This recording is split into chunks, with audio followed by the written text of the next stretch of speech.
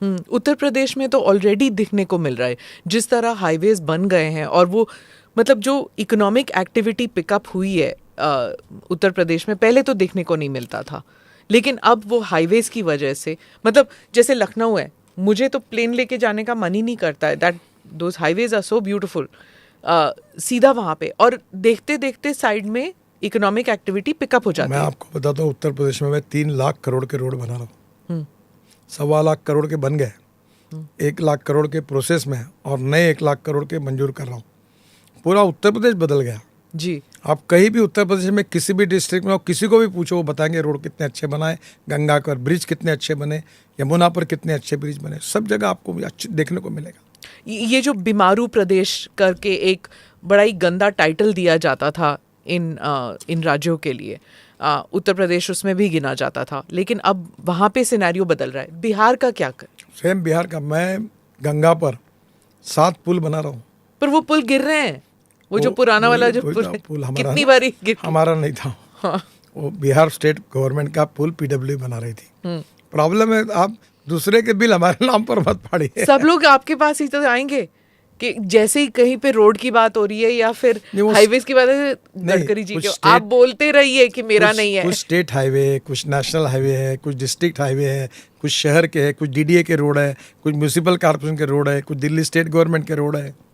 Sir पर होता नहीं है ना, जैसे ही एक अगर कहीं पे एक एक्सीडेंट हो गया या कहीं पे एक पॉट हो गया, आप ट्विटर पे देख लीजिए, Nitin Gadkari ji what are you doing, ऐसे ही होता है। ये ऐसा होगा, किसी भी चैनल ने गलत न्यूज छापी या दिखाई, सब एएनआई को जिम्मेदार पकड़ेंगे। करेक्ट, ऐसा नहीं होना चाहिए। सर मेरे प्रोडक्शन टीम कह रही है 2 विषय उनके फेवरेट क्वेश्चंस हैं, एक तो इलेक्ट्रिक हाईवेज और दूसरा म्यूजिकल हॉर्न्स। आप दोनों पे बताइए मुझे। पहली बात तो ऐसी है कि आप यूरोप में जाइए, जर्मनी जाइए, आप लंदन जाइए, कई किसी भी देश में जाइए, वहाँ इलेक्ट्रिक केबल के ऊपर बस चलती है। हाँ। 2 बसेस जोड़ के, कभी भी 3 बसेस होती है ट्राम जैसी। ट्राम में लोहे के चक्के होते हैं, अभी वो रबर के टायर आ गए। तो उस प्रकार का एक हाईवे में दिल्ली से जयपुर बनाने के ऊपर अध्ययन कर रहा हूँ और काफ़ी काम कर रहा हूँ। ये जो पानीपत के बाद जो UR2 शुरू होता है, जो द्वारका तक आता है, इससे डायरेक्ट दिल्ली मुंबई हाईवे से जयपुर तक मैं हाईवे बना रहा हूँ। वो केबल रहेगी, उसको लगकर 3 बसेस या 2 बसेस जोड़कर एयर कंडीशन बस में लोग जाएंगे, और डीजल बस का जितना किराया अभी, उससे 25-30% कम पैसे में लोग कंफर्ट से जाएंगे, फास्ट जाएंगे। ऐसी सिस्टम हम शुरू करने की कोशिश कर रहे हैं, और धीरे धीरे अगर ये सक्सेसफुल हो तो देश में हाईवे बनेंगे, उसमें ट्रक चलेंगे, बसेस चलेगी, डबल डेकर बसेस चलेगी, और इलेक्ट्रिक या फ्यूल होगा।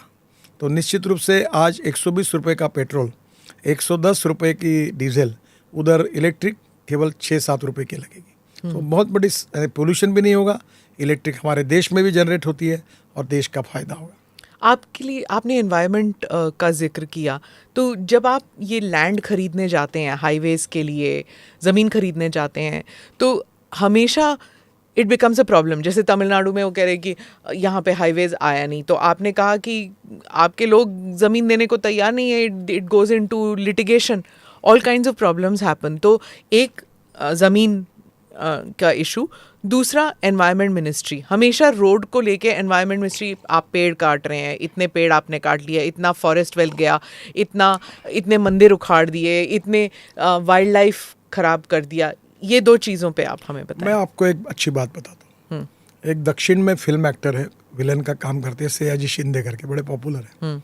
अभी परसों औरंगाबाद के पास पैठन जगह पर हमने 100 साल पुराने बढ़ के 61 वृक्षों को ट्रांसप्लांट किया। वो देखने के लिए मैं गया था, सभी जगह आया है, और हमने अभी तक 68,000 पेड़ ट्रांसप्लांट किए। द्वारका एक्सप्रेस हाईवे में 12,000 पेड़ ट्रांसप्लांट किए, और देश में 3,86,000 हमने ट्री लगाई, 3-3 मीटर के पेड़ लगाए।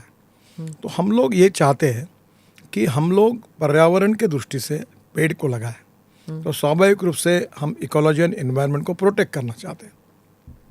फॉरेस्ट से हमको स्टेट गवर्नमेंट और यहाँ थोड़ी तकलीफें आती, पर अभी हमारी सरकार आने के बाद काफ़ी गति आई है, अब प्रॉब्लम क्लियर होते हैं। अब आपको एक बात बताओ, आजकल लोग मेरे पास इस बात के लिए नहीं आते कि मेरी ज़मीन मत लो हाईवे में, लोग इसलिए आते कि मेरी छोटी ज़मीन बाकी ये भी ले लो, क्योंकि हमारा रेट जो है वो मार्केट प्राइस से 25% ज़्यादा है। और लोगों को कैश में पैसा मिल रहा है तुरंत, चेक से। तो आप ऐसी कोई प्रॉब्लम नहीं है, प्रॉब्लम चलते ही रहते हैं, थोड़े थोड़े होते ही रहते हैं।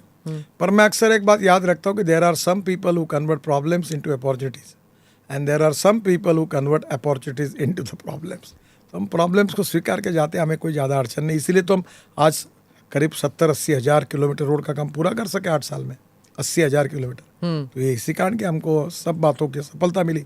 फिर भी अड़चनें हैं, हम रात दिन अड़चनों को सुलझाने का प्रयास करते हैं, राज्य सरकार के साथ मीटिंगें करते हैं और इन्वायरमेंट को प्रोटेक्ट करने का हमारा अप्रोच है। अभी जो बात आपने की हॉर्न की, तो हॉर्न बड़ा कान के लिए अच्छा नहीं लगता। तो अभी मैंने एक प्रपोजल तैयार किया है कि तबला, पेटी, माउथ ऑर्गन, बांसुरी, ऐसा आवाज़ आएगा हॉर्न के बजाय, ताकि वो सुनने में अच्छा लगेगा और लोग अलर्ट भी हो जाएंगे। लता मंगेशकर जी होती तो she would have appreciated it 100%। वैसे लता मंगेशकर जी का और मेरा बहुत घनिष्ठ संबंध था उनके परिवार से। एक छोटे भाई के रूप में उन्होंने मेरे ऊपर प्रेम करती थी और मेरे बारे में उनको बड़ा अभिमान था, क्योंकि मेरा 18 साल मुंबई में रहता था, तो स्वाभाविक रूप से उनको बहुत खुशी होती। आपने वो नागपुर में वो बनाया भी ना, म्यूजिकल फाउंटेन उनके नाम से बनाया। वर्ल्ड का सबसे बेस्ट फाउंटेन है वो। उसका इतनी ऊंचाई है, कभी आप देखने के लिए आइए।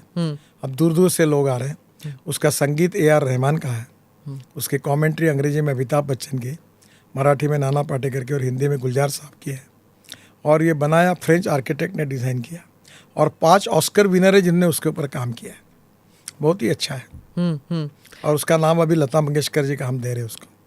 चलिए, आप हॉर्न्स की बात करते हैं, आप फ्यूल एफिशिएंट कार्स की बात करते हैं, नॉन फ्यूल कार्स रादर, तो आपने कहा Elon Musk and Tesla welcome in India, but if they want to manufacture in China and market in India, that is not possible.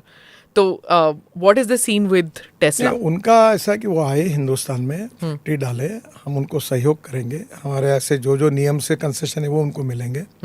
पर उनका बीच में प्रॉब्लम, हमने मैन्युफैक्चरिंग कैपेसिटी चाइना में काफ़ी बनाई है और इसलिए इंडिया में कार लाके हमको कंसेशन दो।